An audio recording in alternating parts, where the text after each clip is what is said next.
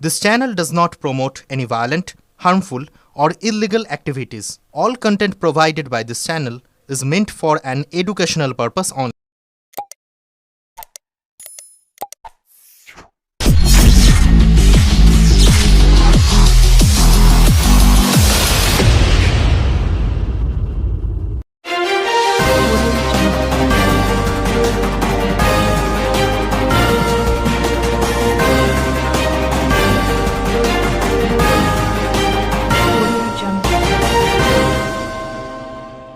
দাদা, একটি সিদ্ধান্ত শোনা যাচ্ছে আজকে হুগলি চুঁচুড়া পৌরসভার অভ্যন্তরে গুঞ্জন উঠেছে নাকি আপনি ইস্তফা এবং আপনি এবং উপপৌরপ্রধান যদি বলেন বিষয়টি। হ্যাঁ, আজকে আমাদের বোর্ড অফ কাউন্সিলার্সের মিটিং ছিল। সেই মিটিংয়ে ভাইস চেয়ারম্যান পার্থ সাহা আমার কাছে রেজিগনেশন লেটার দেয়। আমিও সেই মিটিংয়ে আমার রেজিগনেশন লেটার তার দিই। এটা ঠিক কথা। তার দেওয়ার পেছনে অন্য কোনো কারণ আমি এই মুহূর্তে বলতে চাই না, কাউকে দোষারোপ করতে চাই না। মানে আজকে নিয়ে আমি 31 বছর কাউন্সিলর আছি। 16 বছর বামফ্রন্টের আমলে কাউন্সিলর ছিলাম, 15 বছর তৃণমূলের কাউন্সিলর, এই 1.5 মাস যাবৎ বিজেপির আমলের কাউন্সিলর। বামফ্রন্টের 16 বছরও আমায় কোনোদিন থানা জেল যেতে হয়নি, তৃণমূলের 15 বছরও তো যেতে হয়নি। এই 15 থেকে 20 দিনের মধ্যে 2টো কেস খেয়ে গেছি। কেস দিয়েছে পথ অবরোধ 10 মিনিটের জন্য করতে গিয়ে, তার জন্য 4 দিন জেলে ছিলাম, যেটা আমি মানসিক বা শারীরিকভাবে বিপর্যস্ত। এটাকে ঠিক মানিয়ে নিতে পারছি না, কারণ আমার 31 বছর রাজনৈতিক জীবনে কোনোদিন এসব ধরনের কিছু ঘটেনি। আমার দল তো নয়, বিরোধী দলও কেউ করেনি। এবারে এটা কেন হলো? এরকম আইন অমান্য, পথ অবরোধ অনেক করেছি আমরা। রিসেন্ট দেখেছি হুগলি মোড়েতে বিজেপি দলকেও তৃণমূলের সময় পথ অবরোধ করতে, তাদের কুশপুতুল জ্বালাতে, টায়ার জ্বালাতে। কিন্তু এগুলো তো গণতান্ত্রিক দল হিসেবে, গণতান্ত্রিক দেশে সবাই করবে, বিশেষ করে বিরোধী দল, কারণ বিরোধী দল হচ্ছে সাধারণ মানুষের কণ্ঠস্বর।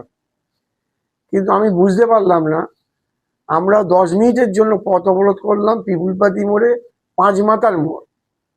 একটা মাথার রাস্তায় আমরা বসলাম, 4টে মাথার রাস্তা খোলা, মানুষ যাচ্ছে, গাড়ি যাচ্ছে। তা এমন সেকশন দিল, আমাদের জামিন হলো না, আমরা জেলে চলে গেলাম। 31 তারিখ থেকে জেলে ছিলাম, 4 তারিখ জামিন পেয়ে বেরিয়েছি। তারপর 5 তারিখ ভাইস চেয়ারম্যান বেরিয়েছে। এরকম একটা অবস্থা। আবার কিছুদিন পর জানলাম আবার একটা কেস দিয়েছে, সেটা 15 জন আমরা আছি, অ্যান্ড আদার্স দেওয়া আছে। জানি না এই আদার্স, আমি জানলাম আইনের কাছে যে আদার্স মানে অন্য কাউকেও ধরলে ওইখানে জুড়ে দেওয়া হতে পারে, এরম না কোনো নাকি আইন আছে। আইন সম্পর্কে আমি ঠিক অত ধারণা নেই। তার সেইটার আবার 16 তারিখ বেল নিলাম। তো দিন 15-20-র মধ্যে 2খানা কেস খাওয়ার পর আমার মনে হয়েছে আমরা যারা দীর্ঘদিন রাজনীতি করছি, বোধহয় পরিবেশটা ঠিক নেই, পরিস্থিতি ঠিক নেই, এই মাঠে বোধহয় রাজনীতি করা যাবে না। ওই জন্য কাউকে কোনো রকম দোষারোপ না করে শুধুমাত্র নিজেকে সরিয়ে নিলাম। সরকার যারা আছে তারা দিক থেকে তো বেশি, যখন বিরোধী ছিল তখন তো রাস্তা অবরোধ করেছে, সেক্ষেত্রে কি আপনারাও কি এরকম পদক্ষেপ নিয়েছিলেন? কোনোদিন নিইনি। আমি এইটুকুন বলতে পারি, আমার ওয়ার্ডে আপনারা যে কোনো পার্টির লোকের থেকে খোঁজ নিতে পারেন, যে কোনো পাবলিকের থেকে নিতে পারেন। জেল তো দূরের কথা, আমি কাউকে কোনোদিন থানাতেও পাঠাইনি আমার বিপক্ষ দলের কাউকে।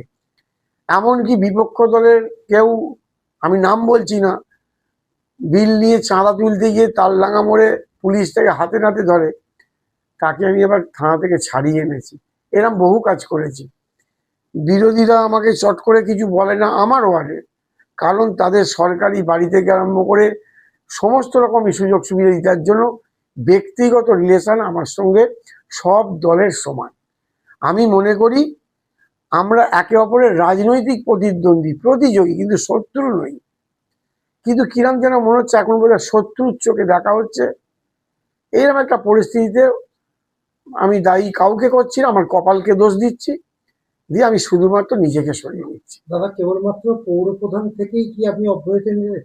না, পৌর প্রধান, কাউন্সিলর দুটো জায়গা থেকেই সরে এসেছি। কারণ আমি জেল থেকে ছাড়া পাওয়ার পর আমার বাড়িতে দেখা করতে গেছে দলমত নির্বিশেষে সবাই। আমাকে যারা মানে অকপটে ভালোবাসে, দল হিসেবে নয়, সাধারণ মানুষ হিসেবে, সাধারণ মানুষ অনেকে দেখা করতে গেছে, তারাও আমার মুখ থেকে শুনে বলেছে তুই সরে আয়, এই এই রাজনীতিটা তোর জন্য নয়, তুই সরে আয়। আমি তাদের কথা মন দিয়ে শুনেছি। যারা আমাকে রাজনীতি করতে এসেছিলাম বন্ধু, তারা আমাকে আটকাবার চেষ্টা করেছে, অনেকে ভালোবাসে বলি আটকাবার চেষ্টা করেছে, বা অন্যান্য দিক দিয়ে যাদেরকে আমি ভালোবাসি তারাও আমায় ভালোবাসে, তারাও আমাকে আটকাবার চেষ্টা করেছে। কিন্তু ওই যে বলছি, ভালোবাসার জায়গাটা আলাদা, রাজনীতির ময়দানটা আলাদা। আমি অনেকের সঙ্গে কথা বলে, প্রবীণদের সঙ্গে কথা বলেছি, এক বাক্যে তারা বলেছে যে তুই সরে আয়। স্বেচ্ছায় নেবেন না কারোর চাপ বা পারিবারিক কোনো চাপ? চাপের ব্যাপার নেই, পরিবেশ পরিস্থিতির শিকার হতে আমি চাই না। আমার মনে হচ্ছে এই মাঠে খেলার মতন প্লেয়ার হয়তো আমি নই, তাই আমি নিজেকে এই মাঠ থেকে আপাতত সরিয়ে পৌরভোট দিচ্ছি। চলবে কিভাবে এখন? এখন যা কাউন্সিলর আছে যথেষ্ট পরিমাণে আছে, সংখ্যাগরিষ্ঠতা আছে, তাদেরকে আমি আগে থেকেই বলেছিলাম যে এই মাসের শেষে আমি ছেড়ে দেব, তোমরা নিজেদের মধ্যে আলোচনা করে ঠিক করে নাও। আশা করি তারা বসবে, তাদের মধ্যে ম্যাক্সিমামটাই আছে বয়োজ্যেষ্ঠ প্রবীণ, যাদের দীর্ঘ অভিজ্ঞতা আছে কাউন্সিলরশিপে, তারা ভালোভাবে পৌরসভা চালাতে পারবে এটা আমি আশা রাখি। আমার যদি কোনো পেছন থেকে সহযোগিতার ব্যাপার থাকে আমি নিশ্চয়ই করব। জীবন থেকে কি সন্ন্যাস নিলেন না আগামী দিনে রাজনীতিটা আবার করবেন? না, রাজনীতিক মাঠ থেকে আমি সরিনি। আমি এই রাজনীতির প্ল্যাটফর্মটাকে ব্যবহার করতাম সমাজসেবা হিসাবে। আপনি আমার সম্পর্কে আমার ওয়ার্ডে জিজ্ঞেস করলে বুঝতে পারবেন, আমি শুধুমাত্র সমাজসেবার ব্যাপারটাই চালাতে পারব। আমি জানি এই মানুষের ভালো মন্দ নিয়ে কিছু বলার জন্য এমনিও বলা যায়, কিন্তু রাজনৈতিক প্ল্যাটফর্ম একটা ভালো প্ল্যাটফর্ম, আমি নিশ্চয়ই রাজনৈতিক প্ল্যাটফর্মে তৃণমূল থাকবো। থেকেই আবার রাজনীতি করবেন? আমি যেমন ছিলাম তেমনই থাকবো, এটা নিয়ে কোনো ব্যাপার না। কিন্তু বর্তমানে এই পৌরসভা কাউন্সিলর এ থেকে সরিয়ে নিচ্ছি, কারণ এই হিংসি আমি কোনোদিনই পছন্দ করিনি, আজও করি না, সেই জন্য আমি নিজেকে সরিয়ে নিচ্ছি। অতীতেও দেখা গেছে কয়েকজন জনপ্রতিনিধি এখান থেকে ইস্তফা দিয়েছে। আপনার দুজনকে নিয়ে বর্তমানে কয়জন ইস্তফা দিলেন? এখনো পর্যন্ত 4 জন হয়েছে। কে কে হয়েছে? 8 নম্বরের কাউন্সিলর করেছে, 19 নম্বরের কাউন্সিলর করেছে আগেই, আজকে ভাইস চেয়ারম্যান করলো, আমি করলাম। মানে কাউন্সিলর এবং চেয়ারম্যান উপপ্রধান থেকে দুজনেই সরে দাঁড়ালেন। দুজনেই কাউন্সিলর এবং চেয়ারম্যান ভাইস চেয়ারম্যান এদিকে সরে গেছে। দেখা গেছিল বিগত পেনশন যারা পায় তাদের বেতন মানে পেনশন বাকি ছিল, কর্মচারীদের বেতন বাকি ছিল, এই সময় আপনি ইস্তফা দিচ্ছেন, তাদের কি হবে সিদ্ধান্ত? এই সময় দিইনি, আমি ভেবেছিলাম জেল থেকে বেরিয়ে ইস্তফা দেব। জেল থেকে বেরিয়ে যদি ইস্তফা দিতাম আরো অসুবিধে বেশি ছিল, কারণ তার আগের মাসের মাইনে তাহলে একটা অসুবিধার মধ্যে পড়তো। আমি শুধুমাত্র তাদের কথা ভেবে এই কটা দিন পৌরসভায় লেগেছিলাম। সেটা আপনারা আমাদের ডিপার্টমেন্টের লোকেদের সঙ্গে, স্টাফেদের সঙ্গে কথা বললেই জানতে পারবেন। প্রতিনিয়ত আমি তাদেরকে নিয়ে কিরম আলোচনা করতাম, শুধুমাত্র আয়টার জন্য, পৌরসভার আয়টা যাতে বাড়ে, টাকাটা ঢোকে, যাতে আমাদের কর্মীরা মাইনে পায়। তার ম্যাক্সিমামটা হয়ে গেছে, বাকিটারও ব্যবস্থা কথাবার্তা বলে মোটামুটি হয়েছে। এমনকি আমি তাদের বিলেও সই করে গেছি, যাতে আমার জন্য তাদের মাইনে না আটকায়। যে মুহূর্তে ব্যালেন্স ঢুকবে সে মুহূর্তেই আমাদের মানে আমাদের যে অ্যাকাউন্ট সেকশন আছে তারা ছাড়বে, অর্থাৎ তারা তখনই বুঝে যাবে যে আমি তাদের প্রতি আন্তরিক ছিলাম কিনা। আর ইস্তফাটা কাকে দিলেন আপনি? আজকে ইস্তফা বোর্ড অফ কাউন্সিলর্স মিটিংয়ে দিয়েছি, তাতে এক্সিকিউটিভ অফিসারও সই করে দিয়েছে। তাহলে আপনার ইস্তফাপত্র গৃহীত হয়েছে বলেই মনে করছেন? আমি তো ইস্তফা দিয়েছি, আমাদের কাউন্সিলররা ছাড়তে চাইছিল না আমাকে বা ভাইস চেয়ারম্যানকে, কিন্তু আমরা সরে গেছি, কারণ যেহেতু চেয়ারম্যান বা কাউন্সিলর থেকে ইস্তফা দিয়েছি, কাল থেকে তো পৌরসভায় আসার বিষয়টা নেই, নিশ্চয়ই আসবো, কারণ এখানে এসে আমি অনেক ভালোবাসা পেয়েছি। আর এই পৌরসভার সঙ্গে আমার 31 বছরের সম্পর্ক, ঠিক আছে? তা সেখানে তো মনের আদান প্রদান, ভাব ভালোবাসার আদান প্রদান তো থাকবেই। যেখানে আপনি কাউন্সিলর পদ থেকে সরে যাচ্ছেন, আপনার এলাকার যারা মানুষ তারা তো অনেক সুযোগ সুবিধা থেকে, যতক্ষণ না নতুন পৌর নির্বাচন হচ্ছে, অসুবিধার সম্মুখীন হবে, তখন তাদের কি বলবেন? তার আমি আমার ওয়ার্ডের এই জেল থেকে বেরোবার পর অনেক প্রবীণ লোকের সঙ্গে কথা বলেছি। তারাই আমার মুখ থেকে শুনে বলেছে, তুই সরে আয়, এই রাজনীতি তোর জন্য নয়। আর তারা আমার অভিভাবকের মতন, তাদের বক্তব্যটাকে আমি অন্তর থেকে নিয়েছি। তারা আমাকে 100% ভালোবাসে বলে তারা ওই জন্য বলেছে, এই রাজনীতি তোর জন্য নয়। আমি সেটা উপলব্ধি করেছি বলেই তাদের ডাকি সাড়া দিয়েছি। কিন্তু দেখা যাচ্ছে তো অনেক মানুষ তো তারা তো বিভিন্ন রকম পরিষেবা থেকে ব্যাহত হয়ে যায়। অসুবিধা হবে না। আমার অনেক বন্ধু কাউন্সিলররা রইলেন, নিশ্চয়ই আমি সেখানেও করব। তারপর বর্তমান এমএলএ, তার অফিস রয়েছে, লোকে ঠিকই তার কাজটা উদ্ধার করে নিতে পারবে। মমতা বন্দ্যোপাধ্যায়ের তৃণমূল এবং সামনে আরেকটি ঋতব্রত বন্দ্যোপাধ্যায়ের যে দল, বিরোধী একটা শিবির দেখা যাচ্ছে, কোন দলে থাকবেন আগামী দিনের রাজনীতির প্রেক্ষাপটে? আমি যে দল করে এসেছি সেই দলই করব। ঋতব্রত আমি ছোট করছি না, তিনি আমি শুনেছি লেখাপড়া খুবই ভালো, কিন্তু রাজনৈতিক ভালো নেতা হিসেবে আমি ঋতব্রতকে কোনোদিনই মেনে নিই। একটু তাত্ত্বিক নেতা, বলতে ভালোবাসেন।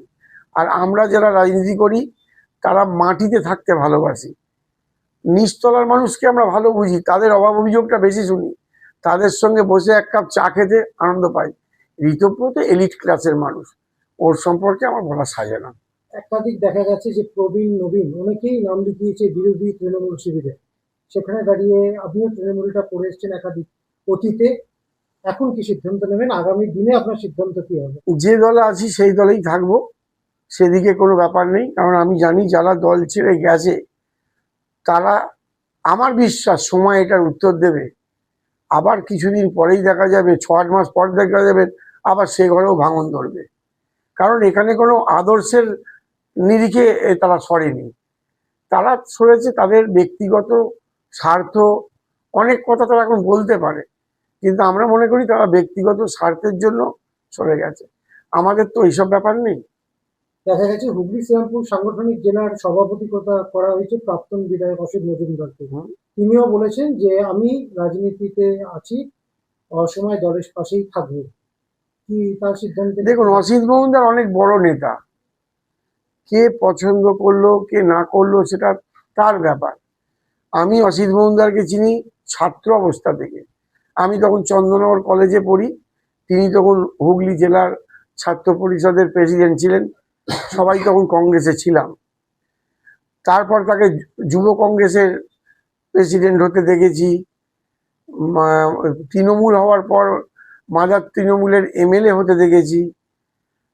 তার মানুষটার অফুরন্ত এনার্জি, তার দম প্রচুর, এইটা আমি দেখেছি। একটা মানুষের রাজনীতিতে এত পরিশ্রম করতে আমি কাছ থেকে খুব কম জনকে দেখেছি।